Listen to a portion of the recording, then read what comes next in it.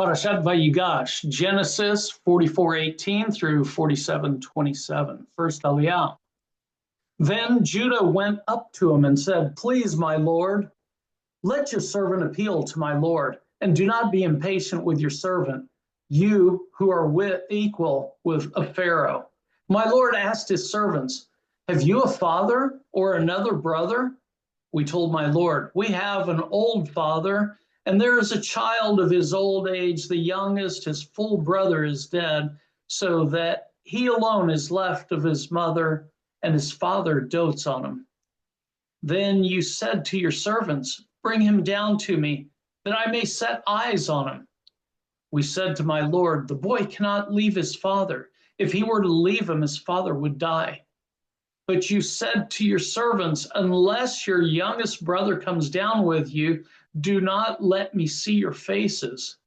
When we came back to your servant, my father, we reported my lord's words to him. Later, our father said, "Go back and procure some food for us." We answered, "We cannot go down.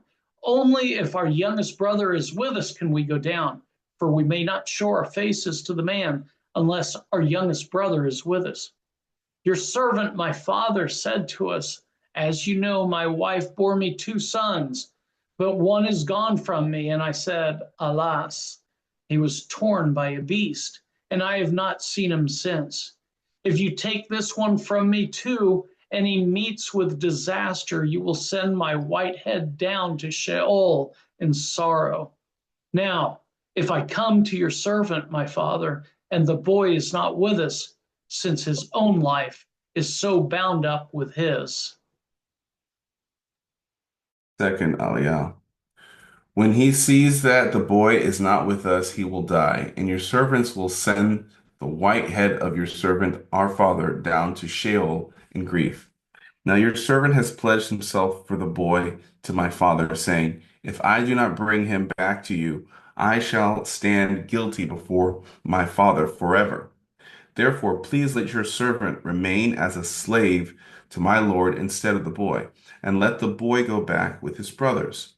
For how can I go back to my father unless the boy is with me? Let me not be witness to the woe that would overtake my father."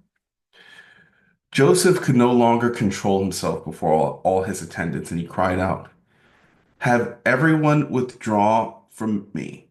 So there is no one else about when Joseph made himself known to his brothers. His sobs were so loud that the Egyptians could hear, and so the news reached Pharaoh's palace. Joseph said to his brothers, "I am Joseph. Is my father still well?"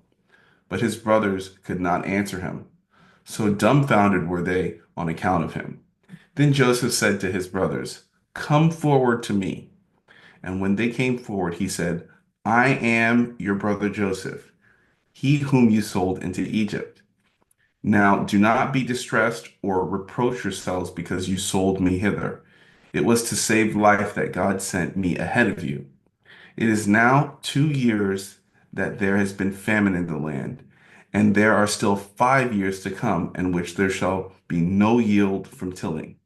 God has sent me ahead of you to ensure your survival on earth and to save your lives and an extraordinary deliverance."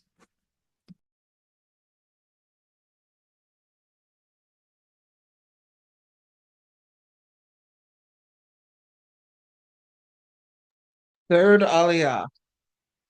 So it was not you who sent me here, but God, who has made me a father to Pharaoh, lord of all his household, and ruler over the whole land of Egypt.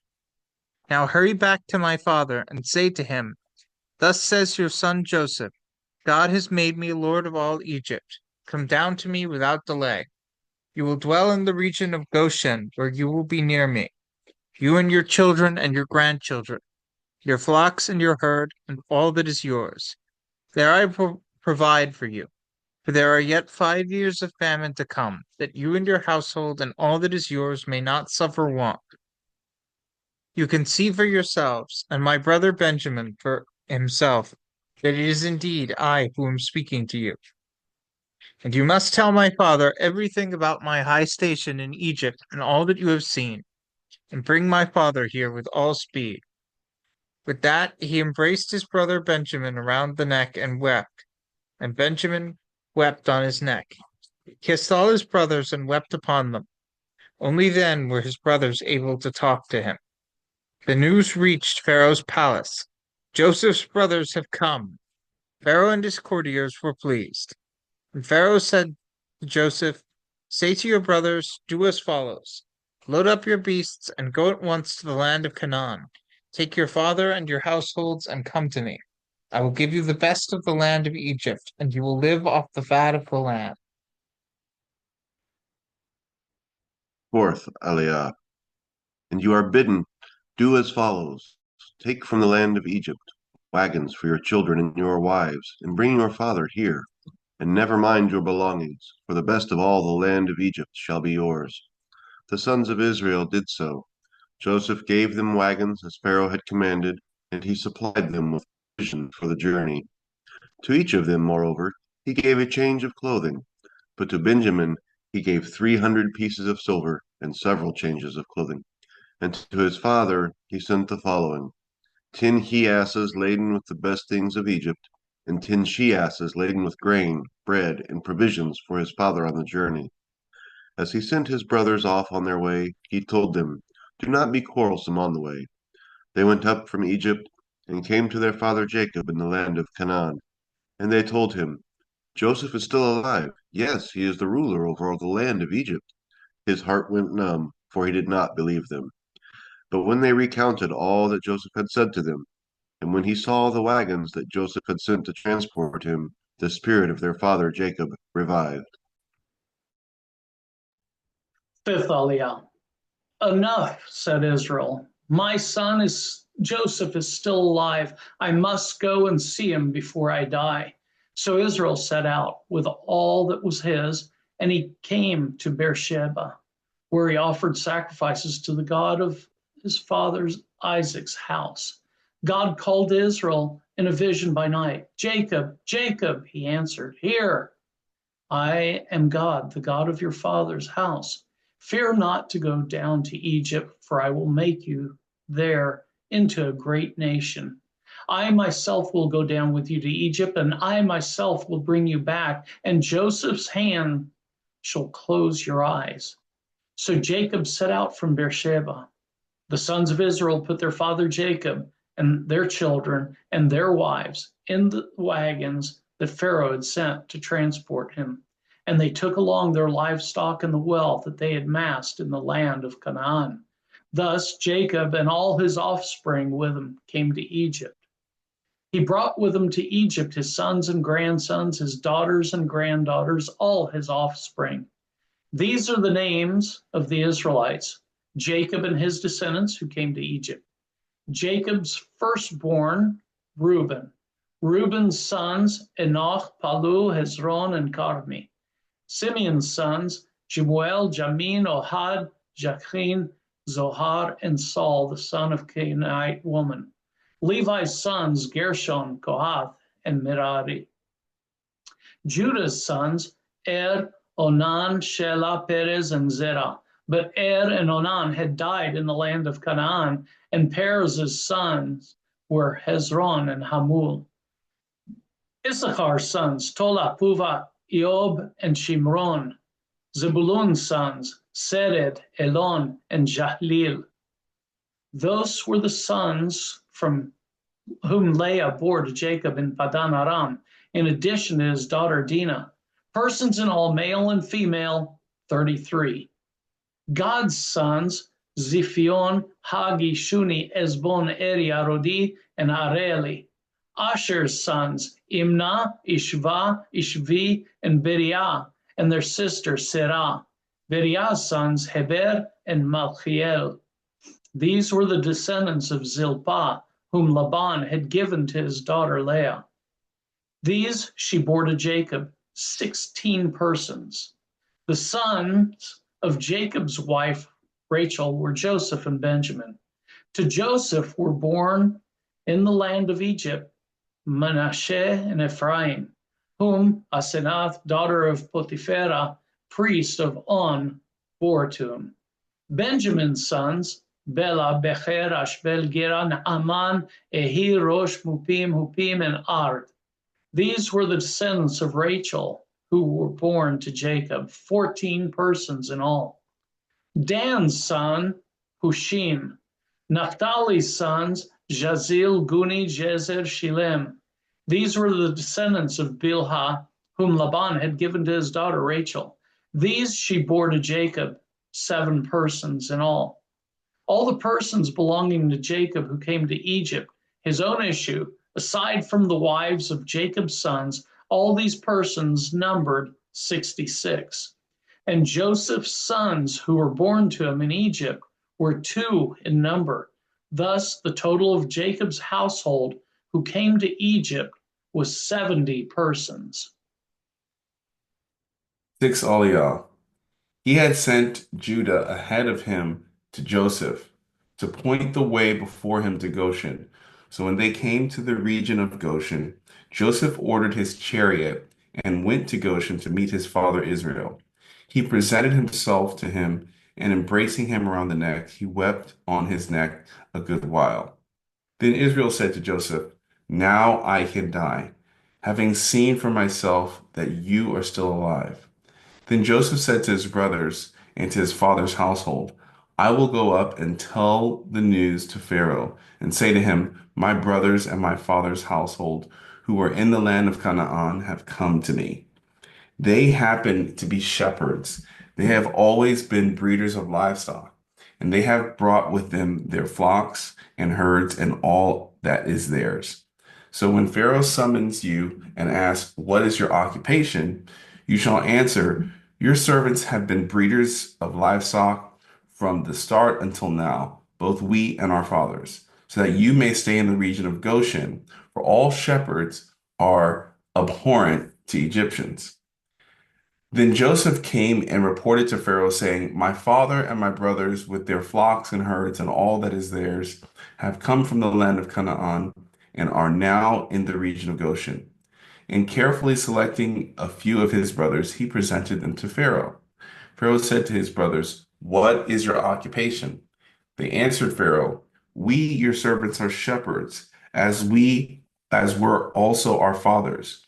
We have come,' they told Pharaoh, 'to sojourn in this land, for there is no pasture for your servants' flocks, the famine being severe in the land of Canaan. Pray then, let your servants stay in the region of Goshen.' Then Pharaoh said to Joseph, 'As regards your father and to your brothers, whom have come to you, the land of Egypt is open before you. Settle your father and your brothers in the best parts of the land. Let them stay in the region of Goshen. And if you know some men of ability among them, put them in charge of my livestock.' Joseph then brought his father Jacob and presented him to Pharaoh, and Jacob greeted Pharaoh. Pharaoh asked Jacob, 'How many are the years of your life?' And Jacob answered Pharaoh, 'The years of my sojourn on earth are 130. Few and hard have been the years of my life, nor do they come up to the lifespans of my ancestors during their sojourns.' Then Jacob bade Pharaoh farewell and left Pharaoh's presence. 7th Aliyah.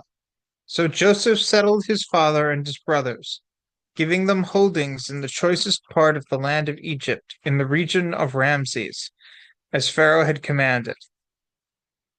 Joseph sustained his father and his brothers and all his father's household with bread down to the little ones. Now there was no bread in all the world, for the famine was very severe. Both the land of Egypt and the land of Canaan languished because of the famine. Joseph gathered in all the money that was to be found in the land of Egypt and in the land of Canaan as payment for the rations that were being procured, and Joseph brought the money into Pharaoh's palace. When the money gave out in the land of Egypt and in the land of Canaan, all the Egyptians came to Joseph and said, "Give us bread, lest we die before your very eyes, for the money is gone." And Joseph said, "Bring your livestock, and I will sell to you against your livestock, if the money is gone." So they brought their livestock to Joseph, and Joseph gave them bread in exchange for the horses, for the stocks of sheep and cattle, and the asses. Thus he provided them with bread that year in exchange for all their livestock. When that year was ended, they came to him the next year and said to him, "We cannot hide from my lord that with all the money and animal stocks signed to my lord, nothing is left at my lord's disposal save our persons and our farmland. Let us not perish before your eyes, both we and our land. Take us and our land in exchange for bread, and we with our land will be serfs to Pharaoh. Provide the seed that we may live and not die, and that the land may not become a waste." So Joseph gained possession of all the farmland of Egypt for Pharaoh, all the Egyptians having sold their fields because the famine was too much for them. Thus the land passed over to Pharaoh, and he removed the population town by town from one end of Egypt's border to the other. Only the lands of the priests he did not take over, for the priests had an allotment from Pharaoh. They lived off the allotment which Pharaoh had made to them. Therefore they did not sell their land. Then Joseph said to the people, "Whereas I have this day acquired you and your land for Pharaoh, here is seed for you to sow the land. And when harvest comes, you shall give 1/5 to Pharaoh, and 4/5 shall be yours as seeds for the field, and as food for you and those in your households, and as nourishment for your children." And they said, "You have saved our lives. We are grateful to my lord, and we shall be serfs to Pharaoh." And Joseph made it into a land law in Egypt, which is still valid, that 1/5 should be Pharaoh's.